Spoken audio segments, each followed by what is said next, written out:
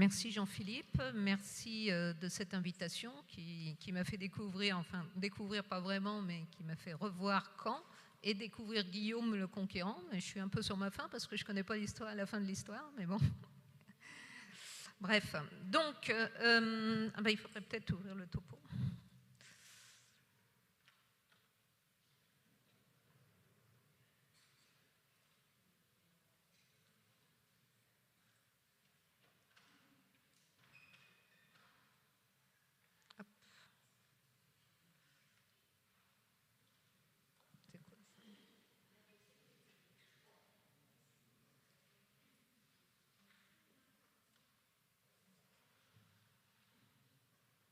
Alors,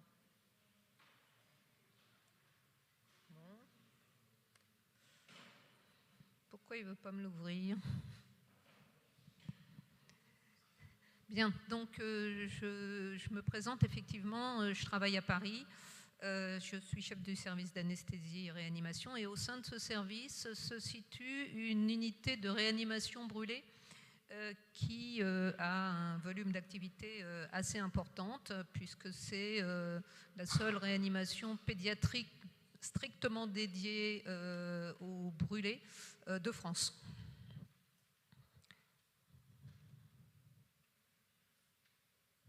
Bon, alors je peux le faire sans diapo, mais c'est un peu dommage.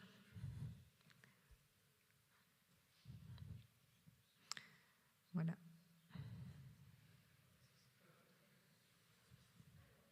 Voilà, on y est presque.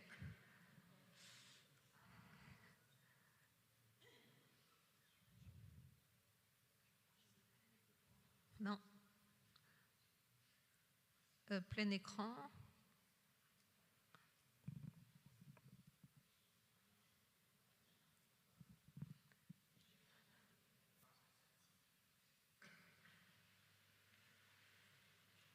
Activer le contenu, peut-être, non? Oui.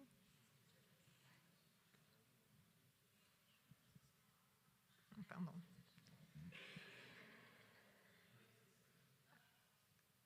Ah, super. Très bien.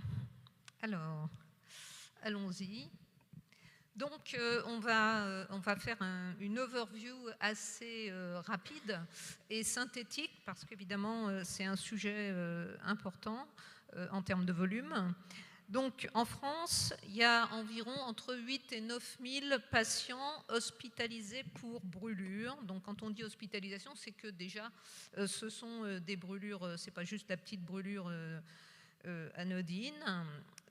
Ce qui est important, c'est qu'au sein de cette population, eh bien, il y a une part très importante d'enfants, puisque vous voyez, il y a 28% d'enfants de moins de 5 ans, ce qui conduit à une incidence chez l'enfant plus élevée, clairement plus élevée, 5 fois plus élevée, lorsqu'on la compare à celle chez l'adulte. On le voit très bien avec l'histogramme. Est-ce que j'ai une flèche en fait ? Non, pas de flèche. Bon, ça fait rien alors.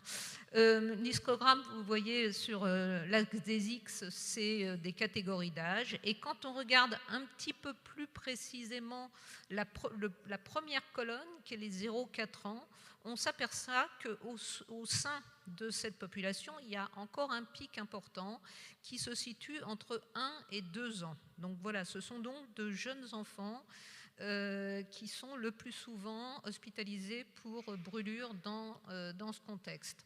Quand on regarde les étiologies maintenant, eh bien, les étiologies, elles sont très bien, elles sont assez caractéristiques et elles changent avec l'âge. Pourquoi ? Parce que vous le voyez très bien sur cette diapositive. Chez les moins de 5 ans, c'est de très loin les brûlures par eau bouillante qui prédominent. Quand je dis eau bouillante, c'est liquide chaud parce que ça peut être du lait chaud, de la soupe chaude, etc.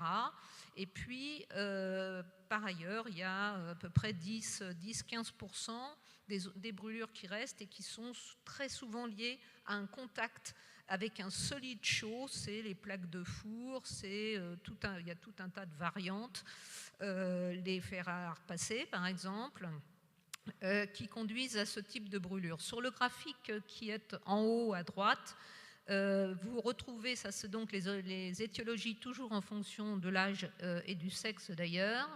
La portion verte, ça représente les brûlures par eau bouillante, et le rouge, enfin le rose foncé, par solide chaud. Chez les enfants un peu plus grands, entre 5 et 15 ans, c'est là qu'on voit apparaître, avec une proportion plus importante, les brûlures par flamme. Et vous voyez, puisque finalement les brûlures par eau bouillante passent de 80 à 60%, et ça, ces étiologies typiques de l'âge, c'est quels que soient les pays. Puisque vous voyez, en haut à droite, c'est la France, en bas à droite, c'est les États-Unis, et les colonnes bleu clair, c'est les brûlures par eau bouillante, bleu foncé par flamme, en fonction de l'âge. Donc c'est vraiment caractéristique. Alors maintenant, donc on a dit que c'était des jeunes enfants qui étaient brûlés le plus souvent par eau bouillante. Quelle est l'étendue de ces brûlures qui va conditionner en très grande partie la gravité de la brûlure? Eh bien, vous avez ici, là aussi, ah oui, il n'y a pas de flèche, un histogramme qui vous montre la répartition des brûlures en termes de pourcentage de surface brûlée. Et vous voyez qu'à gauche se situent toutes les colonnes finalement entre 0 et 10%. Ça veut dire quoi? Ça veut dire que la majorité des brûlures sont des brûlures de moins de 10%. C'est une étude faite en Chine. Mais en fait, en France, c'est quasiment la même chose. Et vous voyez qu'en Chine, il y a à peu près, alors il est dit, il y a 4%, un peu plus de 4% de brûlures supérieures à 20% de la surface corporelle totale. Et quand on regarde les brûlures supérieures à 30%, il y en a en gros un peu plus de 2%. Et en France, vous voyez que des brûlures supérieures à 30%, il y en a très peu. Il y en a à peu près 3% de toutes les brûlures hospitalisées. Donc des brûlures relativement peu étendues. En termes de profondeur, maintenant, si on s'intéresse à déterminer la profondeur, qu'est-ce qu'on voit? Eh bien, on voit que de toute façon, la majeure partie, la très grande majorité des brûlures sont des brûlures dites du deuxième degré. Et vous voyez, ça c'est une étude suisse. Et ce sont des résultats qu'on retrouve dans tous les pays, encore une fois. Et c'est classique d'ailleurs des brûlures par eau bouillante. Alors par flamme, si vous regardez le tableau, vous voyez que la première ligne, c'est les brûlures par flamme. On voit que même dans les brûlures par flamme, il y a une proportion très importante de second degré et il y a à peu près 35% de brûlures du troisième degré qui sont quand même assez caractéristiques des brûlures par flamme. Donc globalement, des brûlures fréquentes de faible surface et très souvent de deuxième degré. Alors, quid de la morbidité, de la mortalité même? Eh bien, vous voyez que le taux de mortalité, il est relativement faible, il est de l'ordre de 1%. Dans ce tableau, on le voit bien, il y a plusieurs études, la Suisse, la France, les États-Unis et la Chine, pays à haut PIB et avec une faible mortalité. Mais ceci n'est pas vrai lorsqu'on s'intéresse aux pays qui sont dits en voie de développement ou à PIB plus faible ou moyen. Là, on voit que la mortalité, par contre, elle est beaucoup plus élevée puisqu'elle se situe, elle est de l'ordre plutôt de 10%, voire même de 20% dans certains pays. Et cette mortalité est associée à une difficulté d'accès à la prise en charge en soins intensifs, c'est tout à fait relié. Alors, maintenant, quand on est face à un enfant brûlé, il va falloir estimer la gravité de sa brûlure. Pourquoi? Parce que la gravité de cette brûlure va conditionner son orientation vers tel ou tel endroit. Donc pour estimer la gravité d'une brûlure, il y a un certain nombre de facteurs qui vont intervenir et qui vont conditionner cette gravité. Il y a l'étendue de la brûlure, bien sûr, la surface brûlée, il y a la profondeur, il y a la localisation, il y a les éventuelles comorbidités, dont l'âge, et puis il y a la présence ou pas d'inhalation de fumée. Donc on va regarder ces éléments de gravité un par un parce qu'ils sont particulièrement importants. Alors la première chose à faire quand on est face à une brûlure, c'est d'évaluer la surface brûlée parce que ça va conditionner non seulement l'orientation mais la prise en charge immédiate en termes de traitement et notamment d'apport hydroélectrolytique. Donc pour calculer la surface brûlée, c'est pas évident en fait. On a besoin d'un substrat en termes soit de règles soit d'indication. Donc vous voyez que ce qui est très classiquement utilisé pour les petites brûlures, évidemment, on ne fait pas ça pour une brûlure de 60% parce que sinon c'est quand même assez compliqué. Vous voyez qu'on considère que la paume de la main, alors il y a toujours un débat à savoir est-ce que c'est la paume avec les doigts ou sans les doigts. Là c'est très clair. La paume sans les doigts, ça représente 0,5% de la surface cutanée totale. Et avec les doigts, ça représente à peu près 1% de la surface cutanée totale de l'enfant. Ça veut dire que quand vous avez un enfant qui a une brûlure qui fait à peu près 3 fois sa main, ça sera 3%. Et comme ça, vous êtes capable de quantifier cette brûlure et surtout, vous êtes capable d'appeler un ami en général, d'appeler le centre expert qui va vous dire voilà, 3%, vous le gardez, vous faites ceci, vous faites cela, etc. Mais évidemment, tout ça, c'est utilisable pour des brûlures de faible surface. Lorsque vous avez des brûlures de plus grande surface, en général, on utilise une règle. Alors, chez l'adulte, ça s'appelle la règle des 9. C'est assez facile, puisqu'on considère que chaque portion du corps est un multiple de 9, etc. C'est valable chez l'enfant de plus de 10 ans, mais pas en dessous, parce que la proportion de la surface cutanée diffère chez le jeune enfant et chez l'adulte. En gros, plus on diminue en âge, moins la surface des membres inférieurs est importante et inversement, plus la surface de la tête est importante. Donc on est obligé d'utiliser une règle des tables qui sont différentes. Et vous avez en haut à droite les tables de Loon et Broder, qui sont celles qu'on utilise lorsqu'on veut estimer la surface cutanée brûlée chez un enfant, en fonction de l'âge et de la répartition des pourcentages. Alors, maintenant, il y a des choses plus pratiques. Il y a, par exemple, une application qui a été développée par l'équipe de Lyon et qui permet finalement de mesurer, c'est assez pratique, je dois dire, qui permet de mesurer de façon très simple la surface cutanée brûlée, parce que vous dessinez avec votre doigt sur le téléphone, et puis hop, il vous calcule la surface cutanée brûlée. Alors en fait, c'est très important cette estimation de la surface brûlée, parce que il y a eu beaucoup d'études là-dessus, et on s'est aperçu qu'elle était très mal estimée, la surface brûlée, en préhospitalier. Elle est soit estimée par excès, soit mal estimée par défaut. Donc c'est problématique parce que ça conduit à des erreurs d'orientation vers les centres ou encore à des erreurs d'administration des fluides à la phase initiale. Or, c'est fondamental.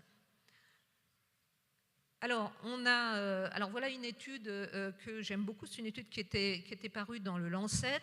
Et c'est une étude ici d'un des Shriner Hospital, qui sont des fondations américaines qui centralisent totalement les brûlures de l'enfant aux États-Unis.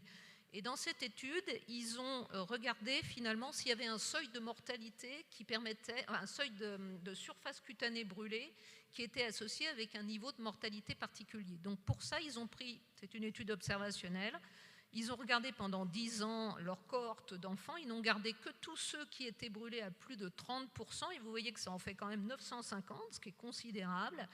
Et puis, ils les ont séparés en groupes par décade de brûlure. C'est-à-dire qu'ils ont pris le groupe des 30 à 40% brûlés, puis le groupe des 40 à 50, puis 50-60, etc. Et ils ont fait des courbes de surface. Des courbes de survie, non pas de surface. Et qu'est-ce qu'ils ont montré ? Eh bien, ils ont montré ces courbes de survie. Et quand on regarde précisément, vous voyez que les 3 courbes qui sont au-dessus, eh bien, ce sont les patients qui avaient des surfaces cutanées brûlées inférieures à 60%. Par contre, à partir de 60%, eh bien, c'est les courbes qui sont en dessous, donc 60%, 70, 80, 90.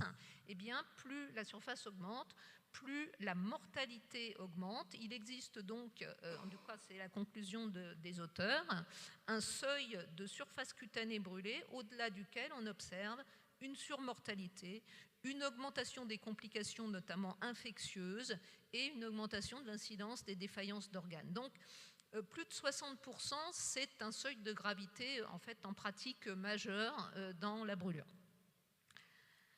Alors, quand on parle de brûlure, on parle tout de suite de profondeur parce qu'on va évaluer la surface, mais on va essayer d'évaluer la profondeur. En pratique, la profondeur, vous n'allez pas pouvoir l'évaluer, sauf dans des cas extrêmes.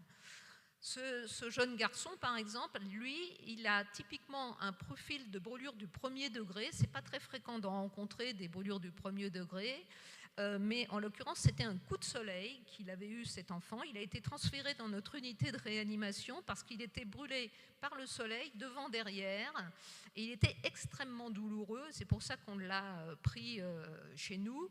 Néanmoins, donc c'est très douloureux, mais ça cicatrise extrêmement rapidement. En 3-4 jours, il n'y a plus rien, et donc ça a une évolution très favorable, bien sûr. Alors le deuxième degré, c'est assez facile. À partir du moment où il n'y a plus de peau, c'est du deuxième degré. D'accord? Donc ça se caractérise classiquement parce que c'est par une douleur, c'est assez douloureux.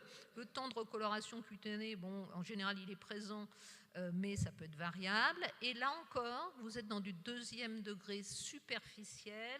La cicatrisation va être spontanée en un peu plus longtemps, d'une dizaine de jours, 10-12 jours, il y aura une cicatrisation spontanée. Et puis il y a ce qu'on appelle le deuxième profond. Alors là, vous allez me dire, oui, mais on voit bien la différence en fait, entre le deuxième superficiel et le deuxième profond. Oui, c'est pas faux. Il y a un trapping de globules rouges qu'on voit dans ces brûlures, et là, ça semble plus profond. Néanmoins, finalement, il n'y aura qu'une façon de classifier la profondeur de cette brûlure, c'est l'évolution, c'est-à-dire que ceux-là, eh bien, ils ne vont pas cicatriser spontanément, ils vont avoir besoin d'une greffe cutanée. Et c'est également le cas de la brûlure du troisième degré, mais là, il n'y a pas beaucoup de doute. En fait, le diagnostic de la brûlure du troisième degré, il est assez facile. Vous mettez le doigt dessus et vous vous rendez tout de suite compte que c'est induré. D'une part, c'est induré. D'autre part, l'enfant ne sent rien. Donc ça, c'est typique de la brûlure du troisième degré. Vous voyez sur la ligne du bas, sur la photo qui est à gauche, eh bien c'est une enfant. En fait, la peau brûlée au troisième degré, la peau que vous voyez, c'est la peau blanche, parce que c'est une enfant qui a la peau noire, et la brûlure, elle a perdu sa peau, elle est totalement blanche, et quand on met le doigt dessus, elle est dure. Et puis la petite qui est au milieu, vous avez, là, elle est brûlée au troisième degré sur une surface importante, et au milieu, vous avez un signe typique qui s'appelle la peau de chamois, et qui se présente de cette façon, avec comme une peau de chamois, effectivement, et toujours pareil, quand vous mettez le doigt dessus, c'est dur. Alors, il y a aussi autre chose, il y a ce qu'on appelle le deuxième intermédiaire. En gros, le deuxième intermédiaire, c'est qu'on ne sait pas ce que c'est. Et alors ça se présente comme une brûlure du deuxième degré, c'est en général c'est intermédiaire entre ce que vous voyez deuxième superficiel et deuxième profond, et là encore, il n'y a que le temps, l'évolution, qui va vous dire quelle était la profondeur initiale. Alors ça, c'est les messages pour bien se souvenir. Donc deuxième degré égale Flichten, deuxième degré superficiel ou profond, en général, vous ne pouvez pas faire la nuance d'emblée. Donc surtout aux parents, vous ne dites rien, parce qu'en fait, c'est ça qui est compliqué, c'est quand les parents arrivent avec un enfant brûlé par eau bouillante, ils pensent que c'est rien du tout, en règle générale. Donc ils arrivent et ils vous demandent tout de suite quel degré c'est. Alors là, et est-ce que ça va cicatriser ou est-ce que ça va laisser des cicatrices? En fait, vous ne pouvez pas répondre. Donc ça, c'est un message important. Vous dites que vous n'êtes pas en mesure de répondre et vous pourrez simplement répondre au bout de 10-12 jours, ça aura cicatrisé ou pas. Quand ça ne cicatrise pas spontanément, bien sûr, ça va vers la greffe de peau. Ce qu'il faut bien comprendre, c'est aussi que dans une brûlure, c'est hétérogène. C'est-à-dire que finalement, la profondeur de la brûlure, elle va dépendre du temps de contact avec le liquide ou le solide chaud. Quand vous avez renversé une tasse de café ou un bol de soupe sur le corps, eh bien, il y a des zones qui vont être tout de suite, qui vont être longtemps en contact avec la substance et d'autres qui vont être beaucoup moins longtemps, ce qui fait qu'il y aura des zones où il y aura du deuxième superficiel, du deuxième profond, etc. Donc, le but du jeu, d'ailleurs, dans la prise en charge, c'est de faire cicatriser, de mettre dans les conditions optimales de cicatrisation, de façon à gagner le plus possible sur la zone qui cicatrise. Et c'est très important parce qu'en fait, il y a une interaction permanente entre l'état local, c'est-à-dire la brûlure, les tissus lésés, la souffrance du tissu, et l'état général. Autrement dit, si vous avez un retard de remplissage, si l'enfant fait une défaillance quelconque, eh bien vous allez majorer la profondeur de la brûlure, vous allez majorer les zones qui ne vont pas cicatriser. Donc il y a une interaction permanente comme ça entre le local et le général dans la brûlure. Et par ailleurs, c'est un processus dynamique, c'est-à-dire qu'en fonction du temps, tout ça peut évoluer. Alors, il y a aussi, dans votre estimation de la gravité, il y a les localisations qui sont importantes. Il n'y a pas que la surface et la profondeur, il y a la localisation. Par exemple, là, vous avez une brûlure du périnée chez un petit garçon, et effectivement, il va y avoir un risque d'œdème de la verge, un risque de rétention urinaire et un risque infectieux majeur, ce qui veut dire qu'il faut qu'il soit pris dans un centre spécialisé. Les brûlures circonférentielles, c'est la même chose, vous le savez, il y a un risque d'ischémie distale.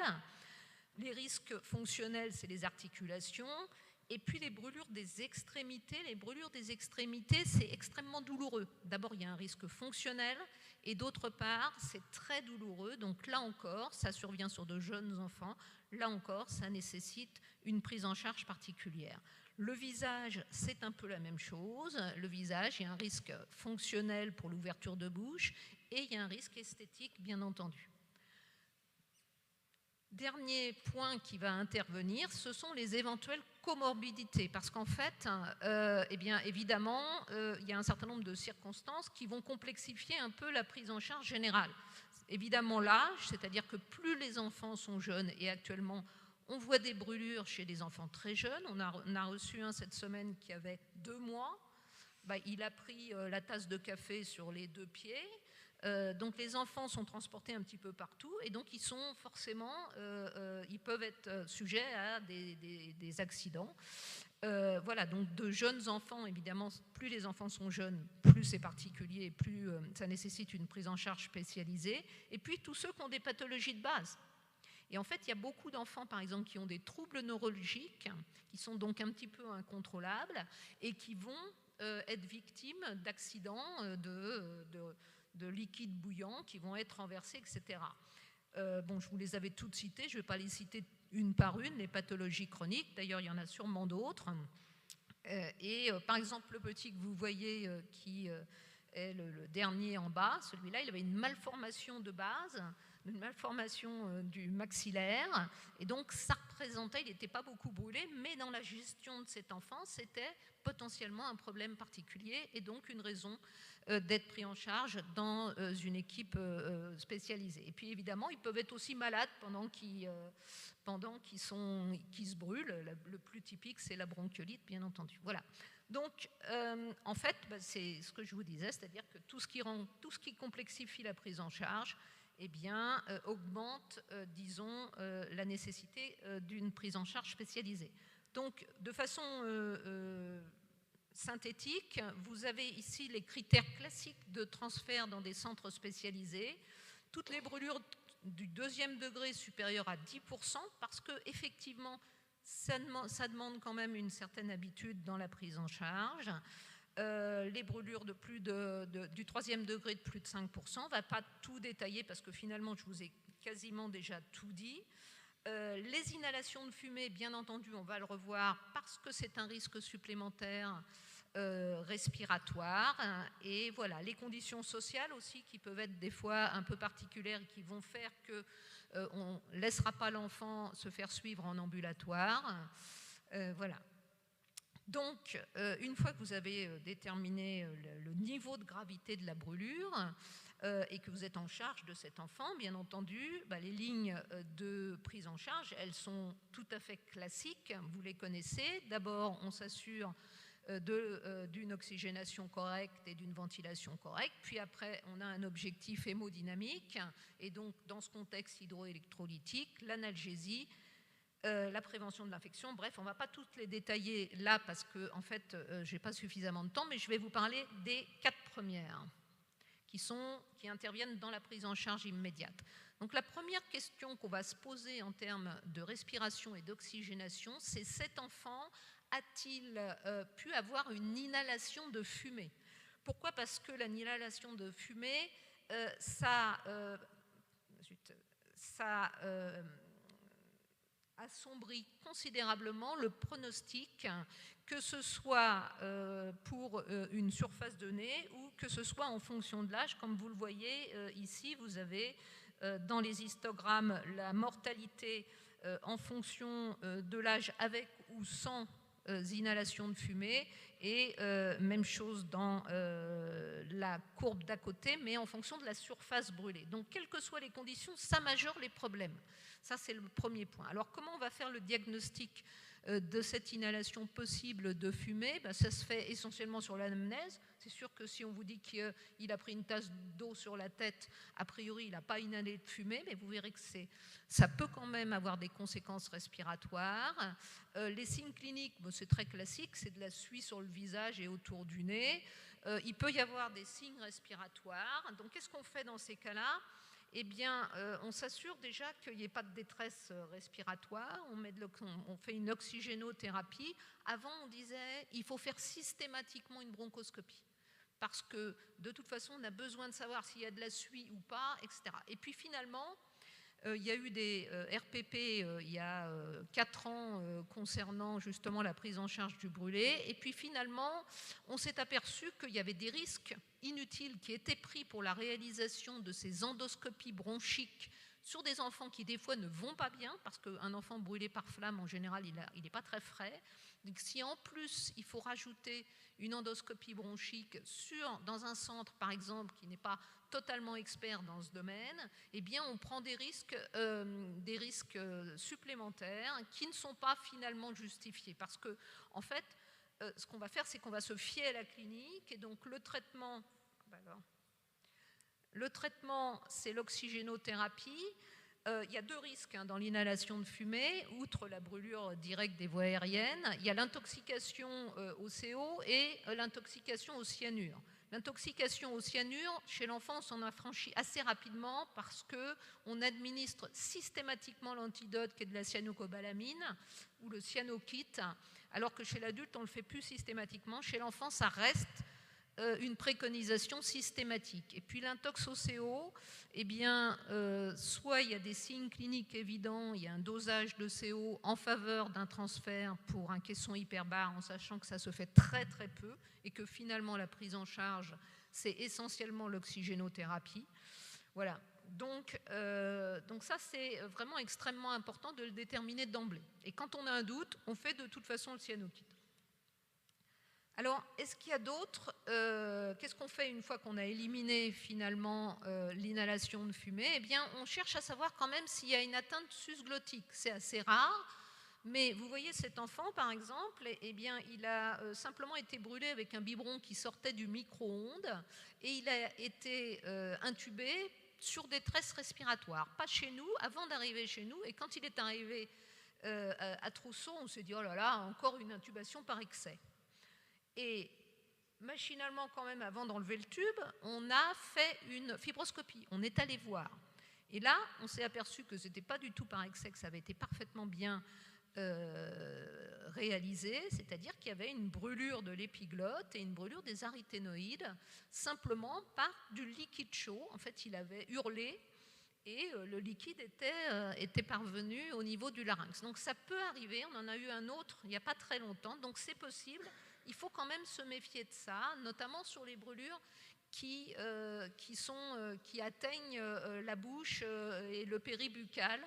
Voilà. Et ce n'est pas toujours évident de voir des lésions intrabuccales, même dans ces conditions-là. Bon, ensuite, effectivement, on se pose la question, est-ce qu'il existe une pathologie respiratoire préexistante? Ce sera un argument de plus. Mais la vraie question qu'on se pose et que se posent tous les gens qui sont en préhospitalier quand ils arrivent sur une prise en charge d'un enfant brûlé, c'est est-ce qu'il faut intuber cet enfant? En fait, dans la majeure partie des cas, non. Très clairement, les indications d'intubation chez l'enfant brûlé sont extrêmement rares. Donc la brûlure du cou, la brûlure de la face n'est pas une indication en tant que telle. Je le dis et je le redis, parce que par contre, une intubation excessive peut générer beaucoup de complications iatrogènes. Donc les indications vraies d'intubation trachéale, ce sont les brûlures étendues. Vous allez me dire, mais c'est quoi étendu? Bonne question. C'est de toute façon supérieur à 60%. Quand elles sont supérieures à 60%, effectivement, on va intuber les patients. L'inhalation de fumée avec des signes de détresse respiratoire, la nécessité d'un transport prolongé, ça bien sûr, nous on reçoit tous les brûlés de l'outre-mer, donc ceux-là, même s'ils sont brûlés à 40%, en général, ils arrivent intubés, ventilés pour le transport parce que c'est beaucoup plus facile, les troubles de la conscience, bien entendu. Et puis de toute façon, en gros, c'est la détresse respiratoire. C'est-à-dire que si l'enfant présente une détresse respiratoire, oui, bien sûr, on va l'intuber. Mais si l'enfant est brûlé au niveau de la face ou au niveau du cou et qu'il respire normalement, il n'y a aucune raison de l'intuber.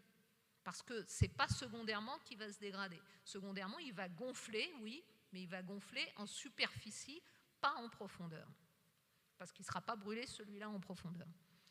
Donc ça, c'est un problème important, l'indication d'intubation chez le patient brûlé. Vous voyez sur cette étude, c'est une étude réalisée chez l'adulte, parce qu'il se pose également cette question chez l'adulte. Et ils ont fait une étude rétrospective, à peu près 1000 patients, un peu moins, et ils ont vu qu'il y avait 12% de patients qui étaient intubés en préhospitalier. Et qu'est-ce qu'on voit ? Eh bien, on voit qu'il y en a un tiers, en fait, qui ont été extubés dans les 24-48 heures, ce qui veut dire, les auteurs considèrent en tout cas, que ce sont des intubations non nécessaires. Donc chez l'enfant, il y a peu de données. Alors nous, on a fait une étude rétrospective sur 8 ans et on avait 1500, un peu plus de 1500 enfants et on a regardé un peu ce que ça donnait. En fait, il y en a très peu qui arrivent intubés. Vous voyez, il y avait à peu près 3,5 patients d'enfants qui arrivent chez nous intubés et malgré tout, il y en a, là aussi, on a retrouvé le même pourcentage, c'est assez amusant.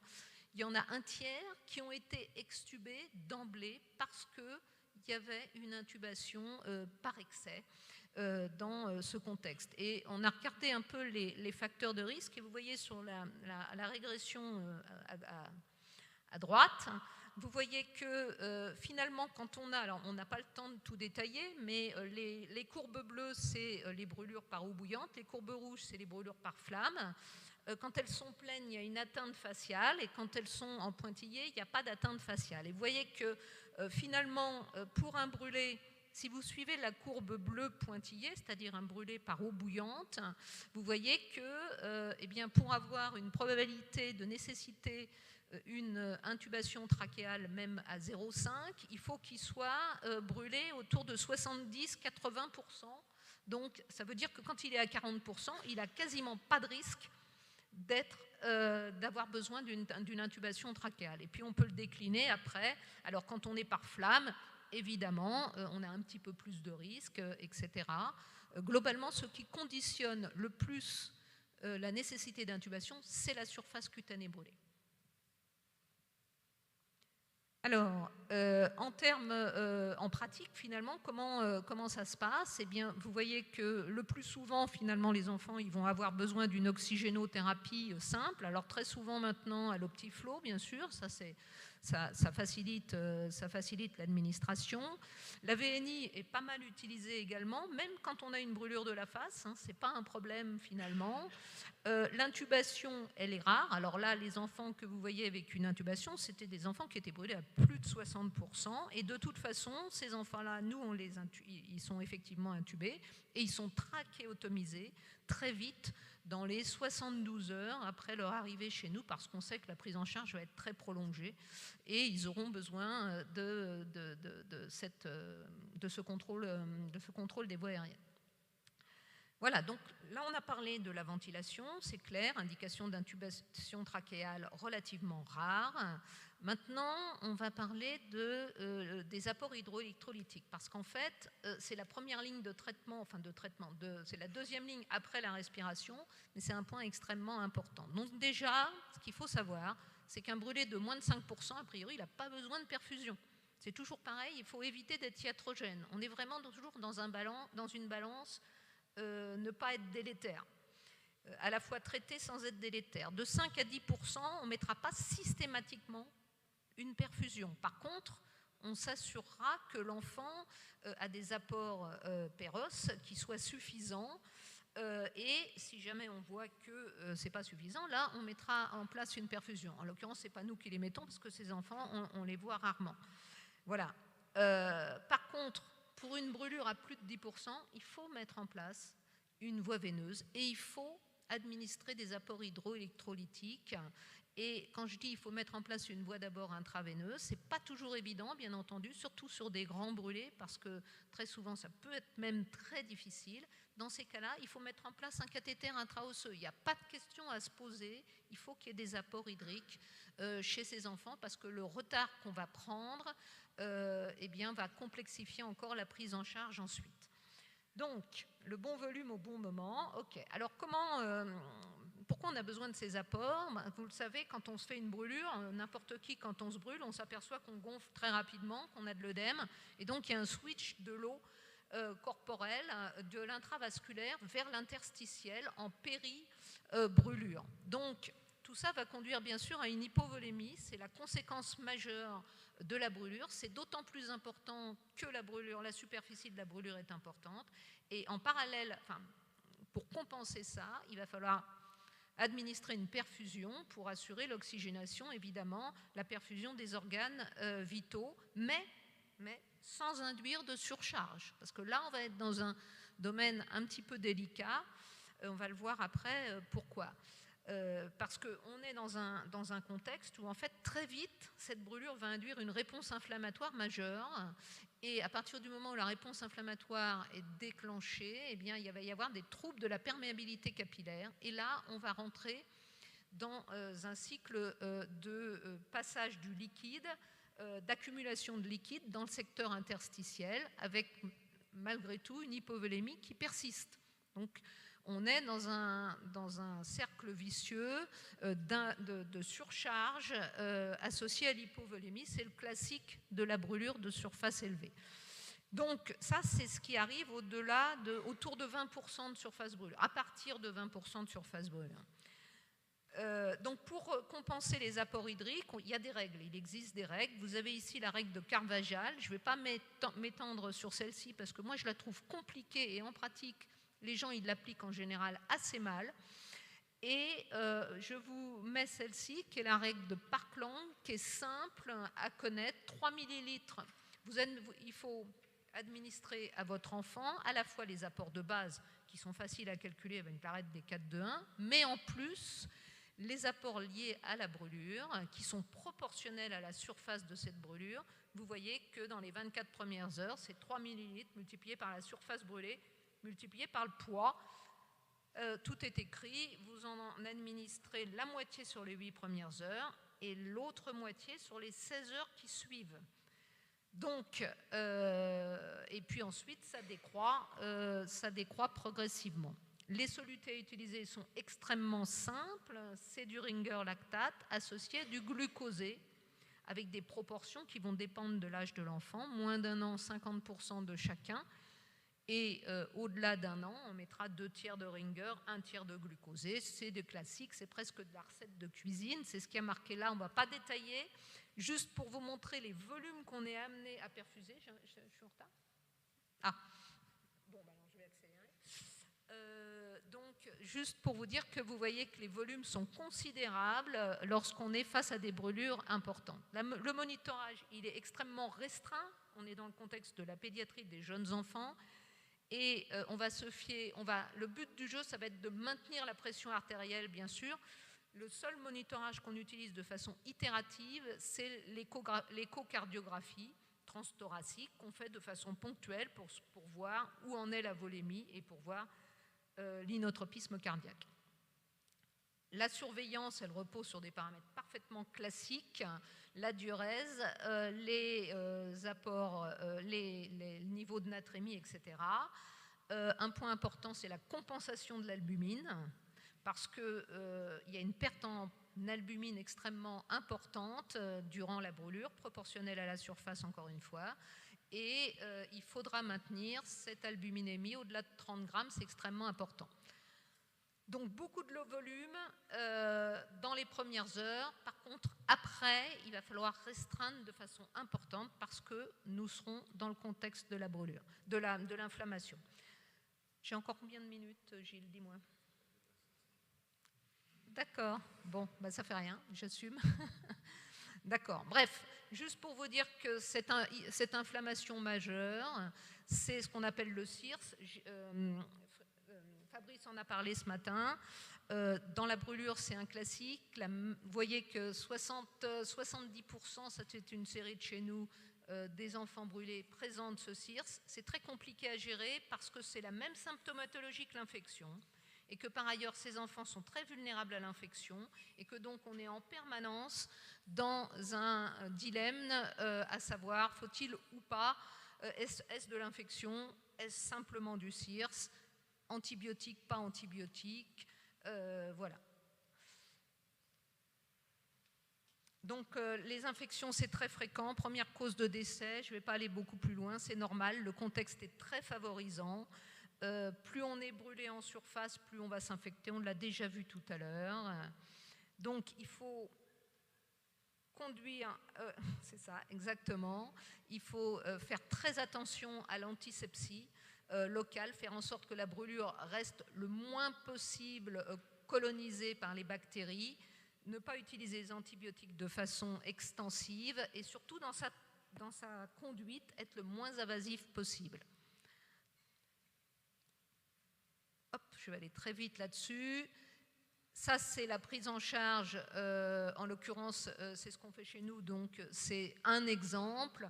Les patients n'ont pas de pansement, ils sont exposés à l'air et ils sont pulvérisés de chlorhexidine. Ils sont baignés dans la chlorhexidine, etc. C'est exactement ce que je vous disais sur la diapo suivante, précédente, avec une prévention de l'infection par un maintien des brûlures de façon le plus propre possible, si je puis dire. Bon, la douleur, j'ai plus le temps, mais vous connaissez. La particularité de la douleur, c'est que le but de la prise en charge de la douleur, c'est pas que l'analgésie, c'est éviter l'hyperalgésie et la tolérance aux opioïdes, diminuer la réponse au stress, prévenir la chronicisation des douleurs qui est très fréquente chez le brûlé. Voilà. Les molécules utilisées, vous les avez ici, ça repose essentiellement sur, selon la gravité et la prise en charge notamment ventilatoire de l'enfant, ça repose sur la morphine, sur la kétamine, sur le rémifentanil chez ceux qui sont intubés, sur la clonidine, il y a une allitération en in, et voilà, la kétamine est fondamentale. J'ai fini quasiment, hein. Juste pour dire que la kétamine est fondamentale parce qu'elle a un certain nombre d'effets. Elle est évidemment analgésique, elle prévient l'hyperalgésie, elle a des vertus antidépresseurs, elle a des effets anti-pro-inflammatoires et elle aurait éventuellement un effet préventif du PTSD, ce qui peut nous intéresser dans ce contexte. Néanmoins, il faut faire attention dans le contexte de la brûlure au bilan hépatique parce qu'il y a des atteintes hépatiques dans le contexte de l'utilisation de la kétamine au long cours et à haute dose, notamment chez le brûlé. Ça a été décrit chez le brûlé d'ailleurs. Bon, ça, je vais vous le passer, sauf ça. Le petit brûlé, c'est celui qui reste dans un centre non spécialisé, qu'en général on met dans un lit de chirurgie. On le prend en charge de façon assez simple, puis on s'en occupe plus parce qu'il est dans un lit de chirurgie. Il y a quand même des pièges pour cet enfant. L'alimentation insuffisante, la douleur qui n'est pas prise en charge, parce qu'en général, c'est des petites brûlures, notamment aux extrémités, et l'analgésie est insuffisante. L'infection, bien sûr, parce qu'ils peuvent se contaminer. Bon, la fièvre, parce qu'elle est extrêmement fréquente dans la brûlure. Et le dernier point que j'ai mis, c'est le chirurgien. Pourquoi j'ai dit ça? Parce qu'en général, l'enfant est hospitalisé, parce que le chirurgien dit « je sais faire ». Et puis, en fait, l'enfant est mis, on en a régulièrement de ces enfants qui nous sont transférés, l'enfant est mis dans le service de chirurgie et finalement, personne ne le voit vraiment parce qu'il y a une prise en charge médicale nécessaire et un suivi nécessaire pour ces enfants. Voilà, bon, ça se passe en général, ça finit par se passer bien. Et voilà, donc c'est fini. Vous avez bien compris que la brûlure, ça dépend de la surface, bien sûr, qu'il y a un seuil, il y a plusieurs seuils en fait. Au-delà de 20%, Au-delà de 15% même, ça commence à être compliqué à prendre en charge. Au-delà de 60%, c'est hyper spécialisé et la mortalité augmente. Les apports hydroélectriques, il en faut beaucoup d'emblée pendant les 24 premières heures, puis il faut restreindre et freiner, voire même dépléter dans la suite. La réponse inflammatoire, elle pose des soucis, notamment en termes de discrimination avec les infections. L'antisepsie locale, c'est la base du traitement préventif de l'infection, qu'elle soit locale ou générale d'ailleurs. Le traitement multimodal de la douleur, vous connaissez, c'est pas très spécifique. Et puis ce dont on n'a pas parlé, c'est-à-dire le support psychologique pour l'enfant, les parents, la nutrition précoce, etc. Mais on ne peut pas tout traiter. Précoce, hypercalorique, etc. Voilà.